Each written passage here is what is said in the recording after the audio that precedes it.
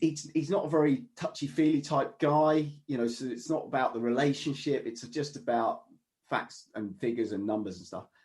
And I said, well, just go ask him. Ask him what he wants from you and how he wants to manage you. How does he want to lead you? And he did that, got a really clear answer, which was, just tell me if I need to know anything so I'm not embarrassed. Make sure I get to know if any good news, and I only need to talk to you once a week. Yeah. And it was dead clear. And life was so simple after that. Yeah. There might even be a request from your boss that says, and tell me how I can help. I'm happy that you come in and bring me requests for assistance, right? A lot of people stuck in the office in senior roles love the chance to go to a client, right? Mm-hmm. So if you've got a situation that can be helped by him coming to the client or her coming to the client, then invite her along, right? She'd probably be glad to be there. So that was something I wanted to talk about today as well, actually, is how to use your boss or your upward management, how to use them to help you internally and externally. So let's just talk about that for a second. So what advice would you have on the best way of using your upward management to help you internally with your team? I mean, one of the things I would say is they've got a further reach than I have. And they're dealing with other departments and functions in a large corporation across the piece. So they've got further reach, they've got further visibility, they've got further contact. They could represent my team wherever they were. They could talk about how our team add value or don't add value. Why would they say they don't add value? You wouldn't do that. They can talk about they can talk about where we could team with other teams and collaborate to get better outcomes and synergies, right? They can talk about that easier than we can, but they can only do that if they're knowledgeable about what value we can present. So I think that's one area, Neil, that I would say they could do good is having a wider reach and visibility than we do. And what about your boss speaking to your team? Would that add value? Oh, always.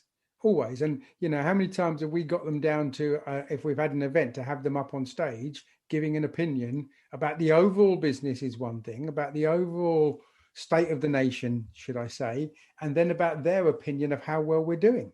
Now, it's a risk.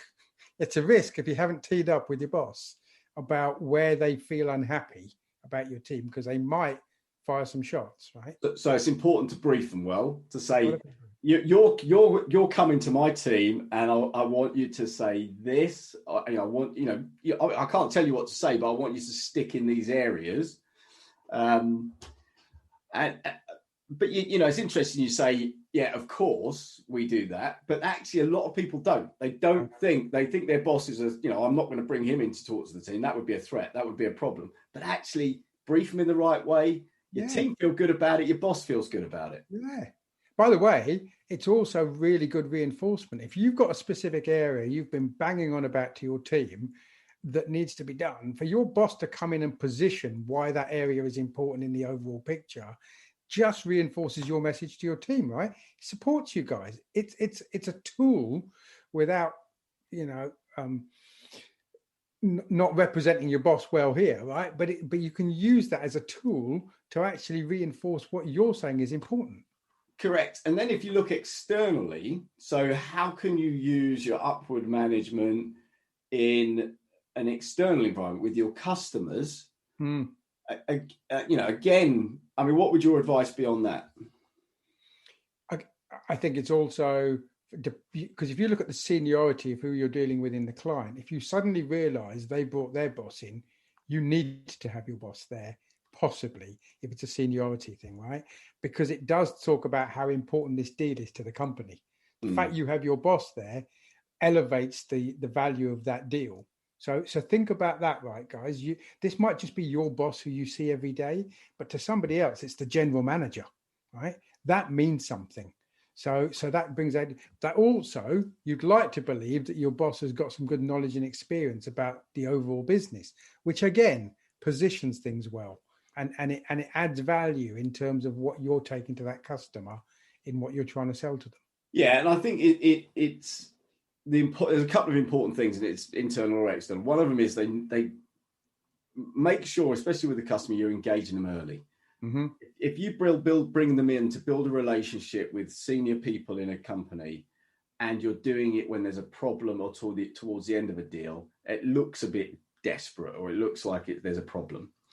So do it early, get the relationship going, even if it's just a handshake, just to say hello, so they can then make a phone call later. Key thing is briefing and controlling. Yeah. You have to, as a sales leader, salesman, you have to control where your boss is doing and what they're doing, because I've seen it go wrong many times where they haven't been briefed, they haven't been controlled, and it's undone something that was going well. Well, the point you've been fighting on negotiation with this client week after week after week, your boss comes in and goes, yeah, no problem, we can do that, right? You've been holding that as your ace card in your pocket. I think the other thing is, another health warning on this, guys, is make sure you don't get dispositioned by that. Bringing your boss in is fine, but make sure, come back to Neil's point about control. You still own the deal. You still own the relationship. Be careful you don't suddenly put these guys, the senior guys, into the right, and now you all get shoved down, and suddenly you become a pawn rather than the person leading the game. Yeah, that's really, really key as well. So I think that there's a piece around. So we've talked about asking your boss what they need from you and how they will want to manage you. I think there's a piece also of going to your boss and saying, this is how I like to be managed. This is what I need from you. I need you to tell me if I'm doing okay. I need you to, it might be that. Some people don't need that. I need you to tell me if I'm doing something wrong. I need to just have half an hour with you every week, just so I can go through anything that's outstanding or anything I want to talk to you about. And I need you to have my back, or whatever it is that you need to, as a person, to be managed, and how you want to be managed. Yeah. Otherwise, how are they going to know? No, exactly. And look, and that might work, right? It might be, great, thanks for asking. So this is how I'd like it to be. Let's talk once a month, blah, blah, blah. They might say, look, just go away. I'll let you know if I need anything. Right? That might be their style. That's fine. If sometimes you might not be able to make that work, guys. So I don't think Neil and I have got a fix for everything here, because some people might not want that kind of relationship. But I think some people would appreciate the fact that you've said, tell me how we should engage. How do you want that to be? Do you want an email from me, or would you rather have a phone call? Do you want to hear from me every week, or do you only want to hear when there's something extraordinary, good or bad? Right? It's just a conversation, right? Why wouldn't you do it? And it leads, that's where communication is kind of the final point I wanted to talk about in this topic. Is we talked about keeping people informed, but when it comes to communication, there's the formal, regular communication. The quarterly business reviews, the monthly business reviews, those kind of things, where you need to make sure you're well prepared. There's no holes in what you're going to say, and so you're coming across as someone who's in control of your area of the business, and you're representing your team and doing a good job representing them. And then there's the informal stuff, the stuff that they need to know because they don't want to be exposed or embarrassed, or they might want to know something, as we talked about earlier, good news that they can share. Yeah. So those things are really, really key as well. Yeah. And I think agreeing with them, this might sound a little bit over the top, but I think agreeing with them, what is their preferred method of communication? Some people like just a quick message on WhatsApp, great, or a quick SMS text, that's great. Some people want an email. Some people want you to pick up the phone and actually talk to them. You may know your boss's pattern. I had a boss, by the way, who we used to work in London, and his home was Richmond. I know roughly what time he would be traveling to and from, and that he'd be in his car with a driver, right? He was senior enough to have his own driver. And I know that he did a lot of his communication with his team in his vehicle for that drive, which is probably 45 minutes to 60 minutes, depending on traffic, right? So I knew I could always get him. And I can tell you now, Friday night was a regular chat. Him and he would phone me. He phoned me once on a Friday night, true story, guys. And we chatted for about 20 minutes. And I said, did you want anything, by the way? And he went, nope, just call for a chat. How's the weekend? What's going on? There was nothing to it, right? He just wanted to touch base, and he was probably bored in the back of the car as well, right? So decide with your boss, what's a good method of communication? Do they prefer email, WhatsApp, SMS? Again, that's just a fair thing, because you might send a WhatsApp and not hear anything for, a day, and then say, what the hell? Well, maybe he doesn't look at WhatsApp, right? Or she doesn't look at WhatsApp. You don't know that. So again, it's worth knowing, so you'll know whether you're being ignored or whether you just don't fit with their communication methods. That's fine. Yeah, and I think so. That's where the formal and informal comes in. Make sure there is a formal management system in place, and even if they haven't put one in place, you put one in place. Yeah, and then the informal, that depends on who they are and how that's going to work. Yeah, but I think there's one point I really want to make is if and I do a lot of coaching with people who are struggling with their bosses. They moan about their boss, they moan about constant interruptions, or I have to say to people, look, you own this. You own how you manage your boss and how they manage you. You can control. You can't always control it. If they're an arsehole, you can't necessarily manage that, right? But you can have a lot of influence over managing that human being, influencing that human being, and helping them be better at what they do, so you can be better at what you do. Yeah, absolutely. I'll tell you, there's one other area I just want to touch on. Yeah. You and I talked a while ago about how to manage your career. We had one session about managing your people's career, and one about managing your own career. Yeah.